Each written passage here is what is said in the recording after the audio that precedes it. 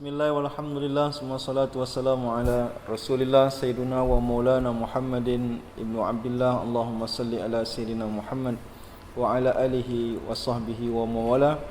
Saudara-saudariku yang dimuliakan Allah, kita melanjutkan kembali pelajaran kita tentang pedoman berkeluarga atau fikih keluarga.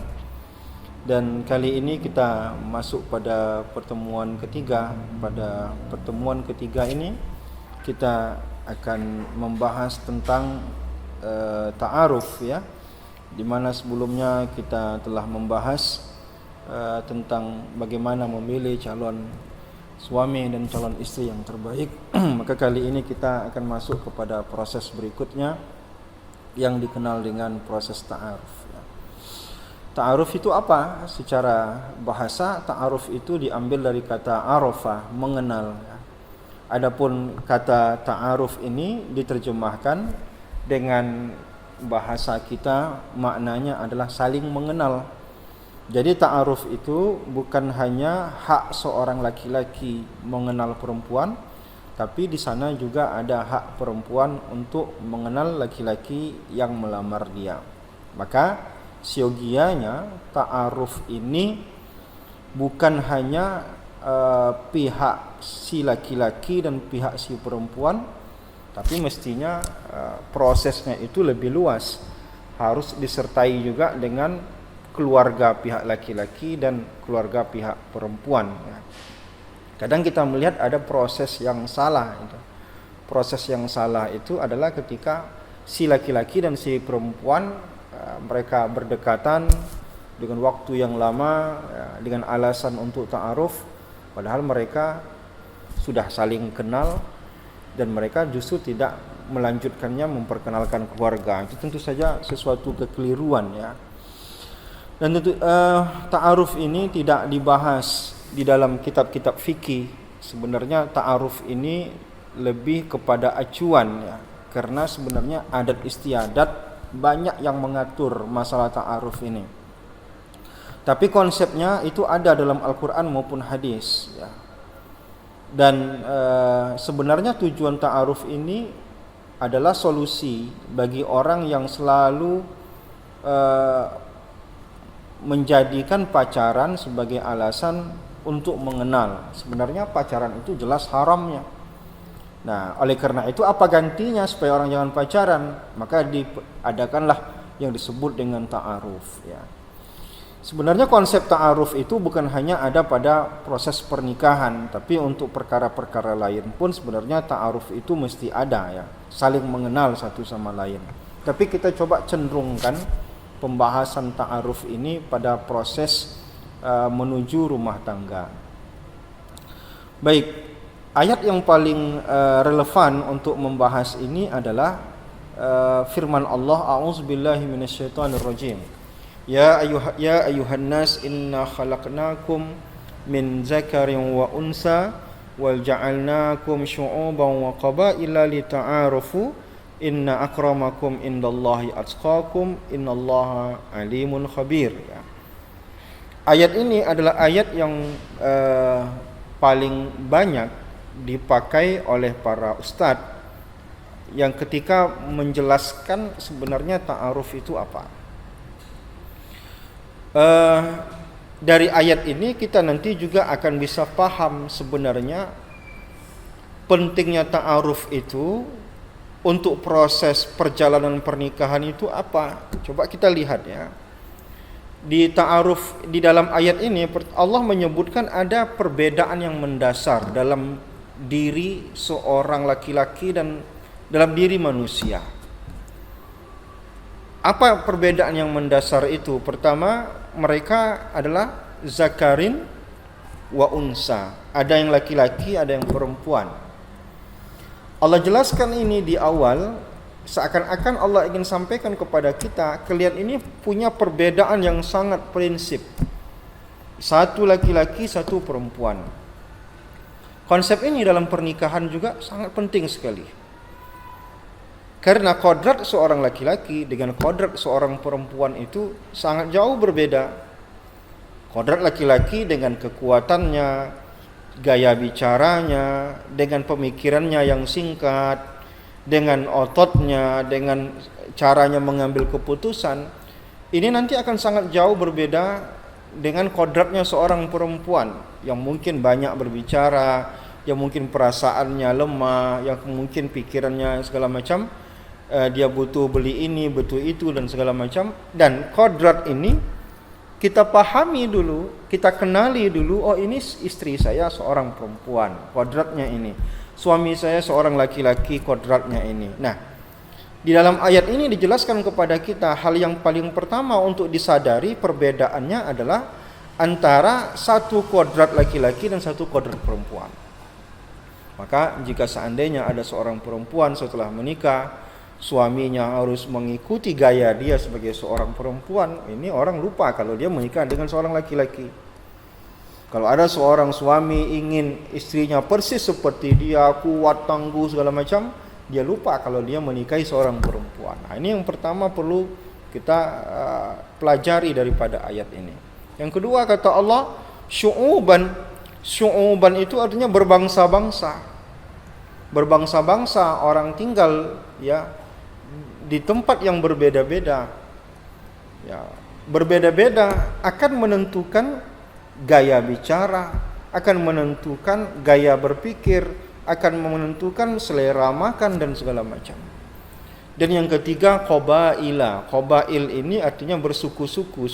Bersuku-suku juga akan membuat budaya-budaya yang berbeda-beda. Nah, jadi ketika kita ta'aruf, pada saat ta'aruf itu yang ingin kita kenal itu diantaranya apa yang Allah jelaskan tentang kodratnya sebagai seorang laki-laki dan perempuan, tentang kodratnya sebagai seorang yang berasal dari daerah tertentu, tentang kodratnya sebagai seorang yang terlahir dari suku apa. Kenapa?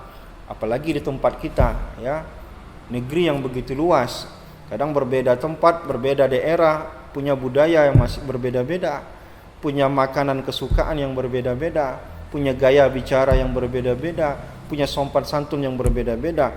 Nah, ketika kita menikah, di saat itu akan banyak perbedaan. Maka pentingnya ta'aruf itu supaya kita memaklumi perbedaan itu. Nah, oleh karena itu ada ulama mengatakan begini, ta'aruf itu penting. Karena dari ta'aruf itu akan lahir kata tafahum. Tafahum itu saling memahami. Dari tafahum nanti akan lahir kata tasamuh. Tasamuh itu mudah untuk memaafkan silap dan salah pasangan kita yang tidak kita sukai. Dari kata tasamuh nanti akan muncul kata takaful, saling mendahulukan kebutuhan yang satu dibandingkan dirinya sendiri. Maka itu urgensinya ta'aruf itu sebelum kita melakukan pernikahan. Karena kita sering berhadapan dengan orang yang sulit untuk menerima perbedaan gaya hidup dia dengan gaya hidup pasangannya, apalagi di awal-awal pernikahan itu sangat sulit sekali. Maka kalau proses ta'arufnya benar, setelah ta'aruf ini nanti akan banyak hal yang dia maklumi. Misalkan dia orang Melayu menikah dengan orang Jawa, sebelum menikah dia udah tahu yang dia nikahin ini orang Jawa. Dia tahu kodratnya orang Jawa, makanannya apakah masin, apakah manisnya, bagaimana budayanya. Itu yang dita'arufkan. Ketika kita ta'arufnya beres, maka perjalanan di awal itu akan mudah. Jika di awalnya sudah mudah masalah ini, maka insya Allah selanjutnya pun akan menjadi mudah. Jadi kurang lebih inilah urgensi daripada adanya ta'aruf sebelum pernikahan itu terjadi. Nah, tetapi perlu kita waspadai bahwa yang perlu ta'aruf ini bukan hanya si laki-laki dan si perempuan. Yang perlu ta'aruf juga dari pihak keluarga. Nah, kadang dalam pernikahan itu ya bisa jadi antara suami dan istri harmonis, tapi keluarga yang tak harmonis. Kalau keluarga tak harmonis itu juga berat dalam rumah tangga. Maka ta'aruf itu setidaknya meminimalisir terjadinya perbedaan-perbedaan yang akan memunculkan pertengkaran-pertengkaran, karena kita sudah saling memaklumi, sudah saling memahami, muncul kata tasamu dan segala macamnya. Nah, inilah urgensi daripada ta'aruf itu. Namun kita sampaikan di sini bahwa Ta'aruf itu belum khitbah. Karena kenapa saya sampaikan ini? Karena konsekuensinya ada. Konsekuensinya apa? Ta'aruf itu tidak ada konsekuensi apa-apa, berbeda dengan khitbah. Kalau khitbah terjadi, maka perempuan itu tidak boleh dilamar laki-laki lain. Kalau ta'aruf itu belum, ta'aruf cuma mengenal. Nah, karena kalau khitbah sudah ada perjanjian akan menikahi. Kalau ta'aruf kan sekedar mengenal. Bisa saja yang dia kenal bukan satu, mungkin dia juga kenalan dengan yang lain, mungkin dia juga kenalan yang satunya lagi. Jadi ta'aruf itu belum ada konsekuensi apa-apa secara hukum fikih, berbeda dengan khitbah. Nah, oleh karena itu ta'aruf ini bisa sekali rentan sekali jadi, bisa rentan sekali tidak jadi. Oleh karena itu perlu menjaga adab-adab dalam ta'aruf. Adabnya apa? Di antaranya berta'aruflah ketika hati sudah betul-betul mantap mau menikah. Kalau memang belum ada rasa pengen menikah, misalkan masih SMA, masih semester 1, jangan ta'aruf-ta'arufan dulu.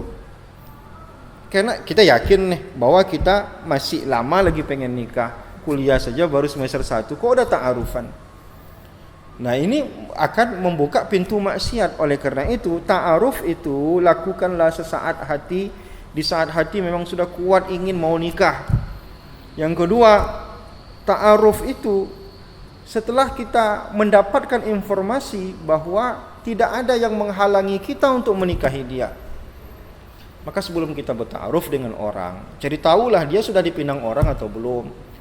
Jangan-jangan dia istri orang kita ta'arufkan pula, tentu akan menimbulkan masalah.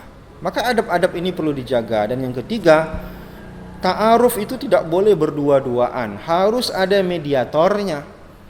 Baik mediatornya orang lain yang dipercaya, yang amanah, atau yang lebih afdal mediatornya itu adalah dari pihak keluarga yang dipercaya arif dan bijaksana, supaya adabnya terjaga. Dan kemudian pada saat ta'aruf itu bertanyalah hal-hal yang prinsip yang ingin diketahui. Kadang ta'arufnya cuma sekedarnya saja, lebihnya bicara yang tak penting, justru nanti menimbulkan perasaan segala macam, akhirnya mestinya dia menjadi ibadah, tapi ujung-ujungnya nanti bisa berbau maksiat.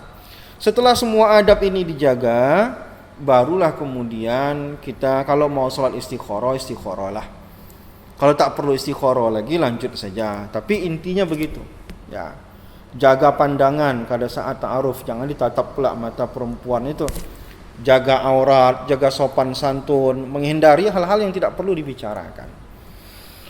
Kemudian ya, banyak anak-anak muda kita bertanya, bisakah ta'aruf itu dilakukan melalui media sosial? Kita katakan bahwa kalau sekedar kenal nama, sekedar kenal hal-hal yang sifatnya tidak memakan waktu lama, cuma perkara-perkara yang sepele lalu ditanyakan melalui WA, kita katakan sah-sah saja. Tapi sebenarnya ta'aruf itu lebih daripada itu. Ta'aruf itu kita perlu mengenal juga kebiasaan calon perempuan ataupun laki-laki yang akan menjadi pendamping hidup kita. Ya, kalau kita lihat fotonya luar biasa, kadang cantik, tapi ternyata aslinya dia biasa-biasa saja misalkan. Ya, kata orang dia kalau di kampus mungkin baunya harum, wangi segala macam, tapi ternyata di rumahnya dia selengean gayanya segala macam. Oleh karena itu ada hal-hal yang kadang tak terwakilkan kalau kita melalui media sosial. Yang kedua, kadang media sosial ini kita berlebihan, nelpon cukup lama, itu akan menimbulkan kemaksiatan.